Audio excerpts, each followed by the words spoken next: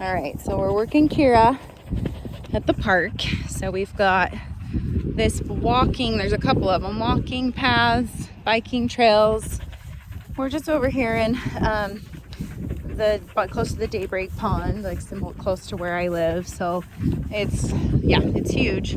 It's just got it's a man-made lake, but it's got, a little beachy area. Sometimes people make sand castles and all the fun things. So I love coming to parks like this where we've got some space, especially when we're dealing with aggression and reactivity.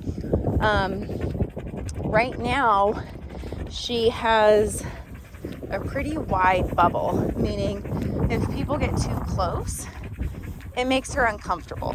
Even if she's not reacting, she's not comfortable with people in her space.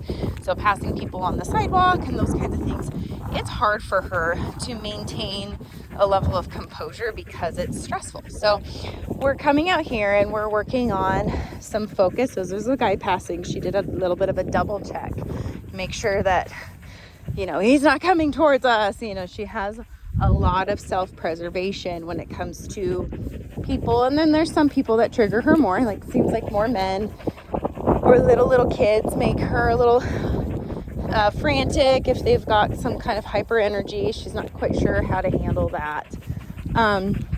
So the goal is to create a level of being neutral around some of these things. So I just make note when she's stressed. Like there was a gentleman walking by just now and she did a double take. She's looking at him. It's uncomfortable for her. So it's good to know that, and then to have a way to work through it so that we're controlling outcomes. So if I have a dog that's stressed, the worst thing that I want to do is put them in the driver's seat. So I'm not gonna hand a bunch of people treats and have her make the decision on whether she likes them or not, because I already know she's uncomfortable. So if I force social interactions upon her, I'm making it harder for myself to control the outcome. So what I want from her is when we go out and we're in public, I want her to go out with the idea in mind, no one is going to touch you. And what we're going to do is we're going to walk in this nice heel position next to me. I'm in the driver's seat now, not her. Now, if she doesn't trust me because I let people come up to her, she's going to stop believing that I'm going to keep her safe. And if I don't hold her accountable for the rules, she's going to start believing that she can take control again. So there needs to be corrections and there needs to be some level of advocacy for her. So I'm very clear when people approach, no, don't pet her. She doesn't like it.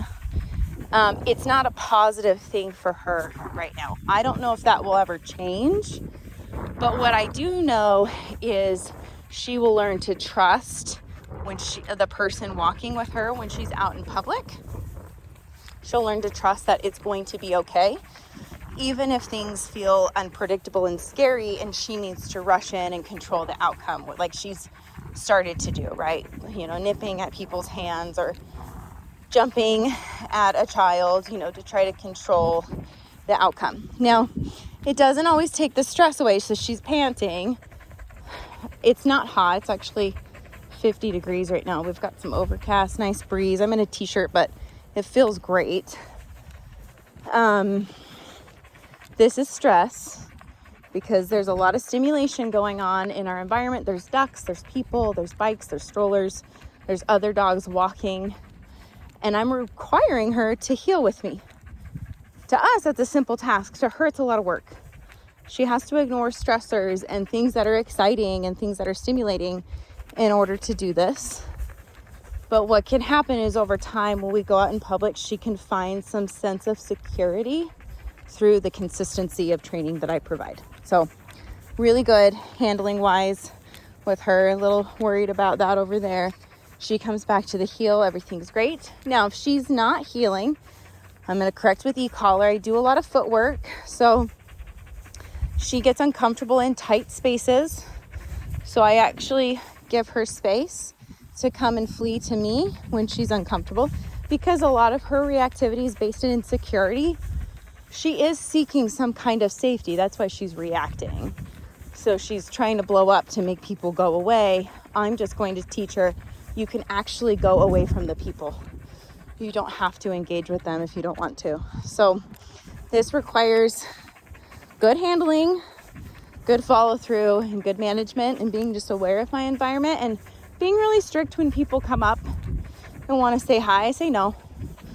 I think the muzzle will come in handy if we're in tight spaces and she's feeling a little claustrophobic and more likely to fight versus flee because she's trapped.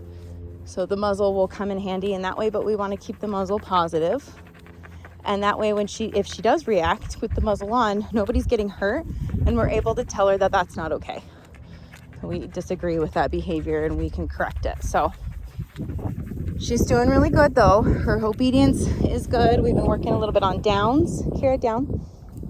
In a place like this, there's some trust, right? Because we're right next to a walking path. If somebody were to start approaching her and maybe they look like they're going to say hi, I would just call her to me. Kira, with me. And we'd start walking again. So again, she's feeling that I am going to advocate and protect her from the people that might come up and say hi to her. She's very intuitive with people's body language. So when they're coming up in a way to give her attention, she cues into that. And sometimes they're just coming up to ask like what breed she is, or they're coming to talk to me. And so she's cued into that, down, probably as like a survival mechanism of they're coming into me. To that person, it's just a friendly thing of I'm coming to say hi to this dog that looks super cute because she's adorable and she's a doll. And she looks like a golden doodle for a lot of people. They don't know what a Wheaten Terrier is. And so she looks like this fluffy little golden doodle that's going to love all of their love they're giving her. When she doesn't perceive it as love, she perceives it as a threat. And so remapping that will come through her looking at you for direction, where she's not so on edge coming out into public spaces. So good job, girl. And our obedience is looking great. I'm excited to work with you guys this coming week. So even got some ducks right there, some prey drive. So we work on impulse control. She's still got a down, even if there's something she might want to chase, because she is that little terrier. She can chase the ball, but not ducks. So she's doing great.